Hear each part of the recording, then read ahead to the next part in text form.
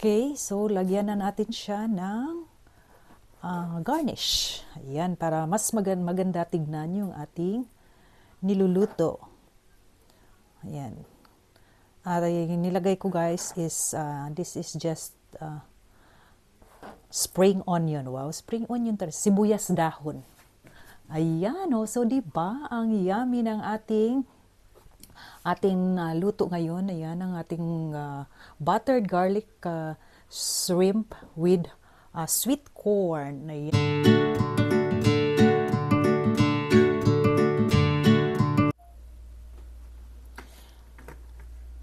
Hello guys! So, ang lulutuin natin ngayon is para sa ating Christmas. Today is 25th, December 25th. So, since hindi tayo nakapag-celebrate ng ating Christmas kagabi sa ating Noche Buena, ngayon natin itutuloy. Okay, so luto tayo ng buttered shrimp para with a twist. Wow, with a twist daw guys. So, ito lang po ang gagawin natin. So, ayan, butter po yan ang ating nilagay. Butter. Kasi nga buttered shrimp, diba? So, dapat may butter. So, sundan nyo lang po. Merry Christmas pala sa lahat. Sa mga nag-isip kung ano ang lulutuin para sa New Year, pwede din ito ang lutuin ninyo sa New Year. So, kasi ako, meron na akong shrimp dito. So, lulutuin ko na lang. Baka naman kasi masira pa. So, yan ang ating butter. So, lagay tayo ng bawang na sandamakmak na bawang.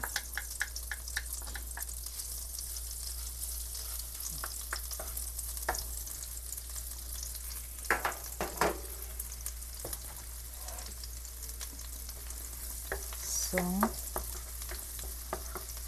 kailangan maging mabango-bango. Mabilis lang po ito guys. So, kumusta naman ang inyong mga Pasko dyan? Kumusta ang inyong mga celebration ng Noche Buena? Dito sa amin, hindi masyadong feel kasi iba nga ang mag-celebrate dito sa ibang bansa kaysa Pilipinas. So, gawa na lang natin ng paraan para makapag-celebrate tayo kahit papano. Total, 25th pa naman ngayon. So, pasok pa sa banga. Okay, so antayin lang po natin siyang mag-brown. Brown. Pero wag naman yung sunog. Ayan. So, pag nag-brown siya,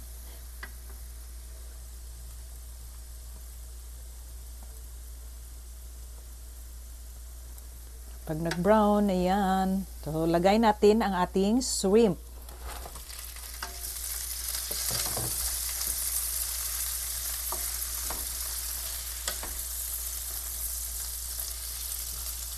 So, ang ating shrimp guys ay mga headless na ito ang ating shrimp. Mga headless.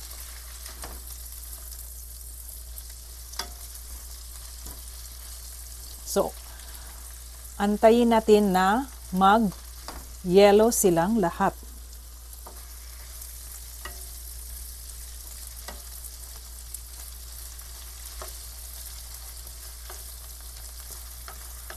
Yan. So, kailangan mag-yellow, hindi pala yellow. Basta ganito ang color, guys. Alam nyo na. Hindi naman to yellow. Ano ba 'yan?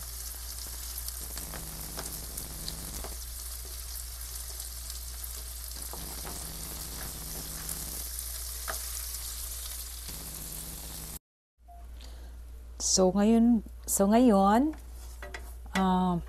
lagay tayo ng tomato paste.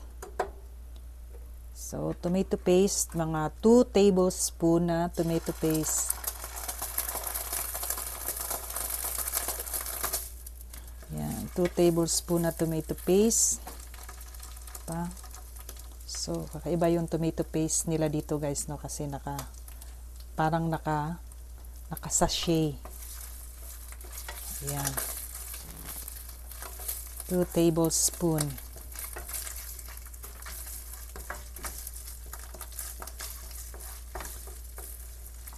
Then,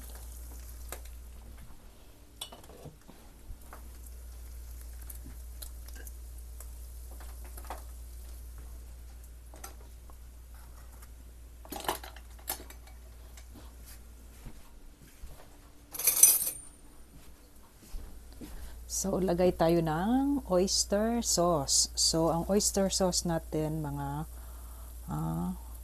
4 tablespoon. 1, 2, 3, 4. Okay.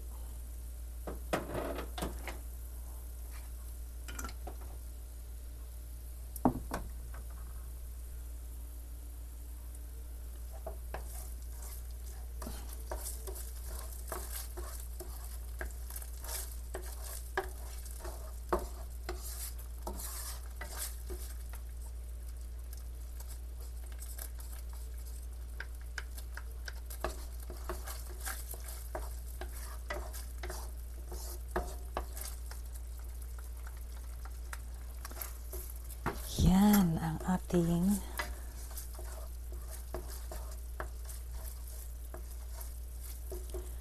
and then lagay tayo ng Sprite. So ang Sprite natin is 1/2 cup ng Sprite.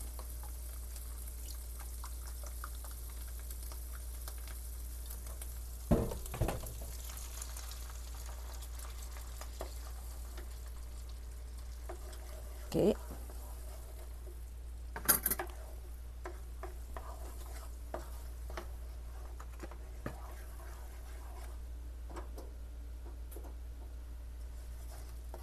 And antayin lang nating medyo lumapot ito. Magiging thicker ang sauce. And lagyan natin ng syempre, pampalasa na asin. Syempre, pampalasa na asin.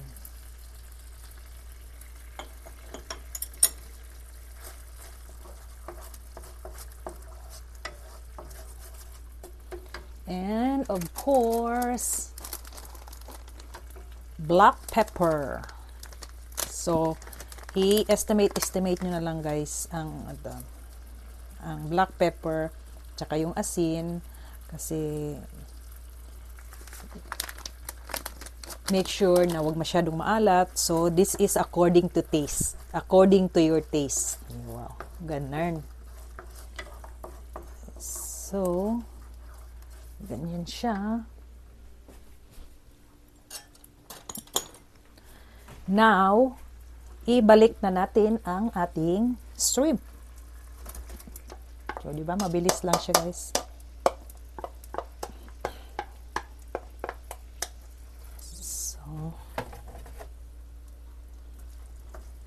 So kailangan, ano siya,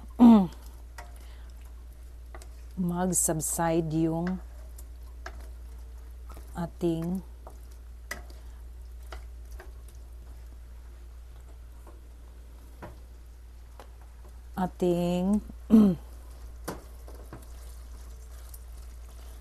sauce sa ating shrimp. And then, para magkaroon ng twist ang ating niluluto, meron tayong additional na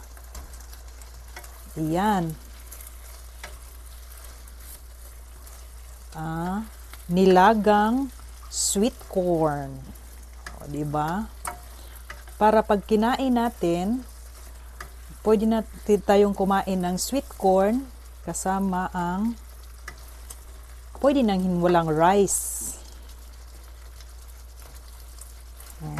Ganon.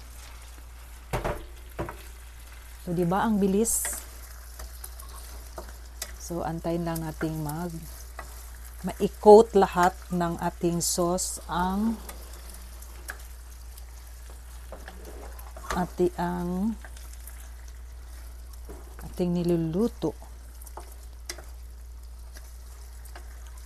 Kailangang magiging talaga siya guys, magiging tuyo para ang kanyang sauce manunuot ang lasa sa ating shrimp.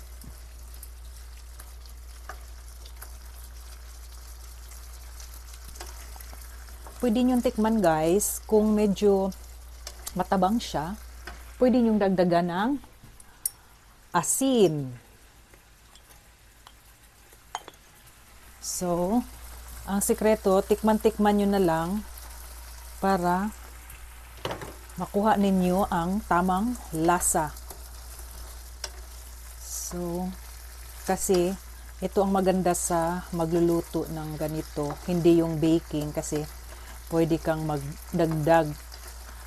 Pero make sure lang na hindi siya maalat para madali siyang maremedyohan. Kasi kung maalat, mahirap i-modify. Pero kung matabang, at least magdagdag ka lang ng asin. Pero kung maalat, pag minodify mo, syempre, lagyan mo ng sabaw para so di nawala na yung niya, nawala na yung lasa. So, kaya dapat ingat-ingat sa paglagay ng asin. Kasi mabuti na yung matabang kaysa maalat. Kasi madaling maremedyohan ang matabang. Kunti na lang.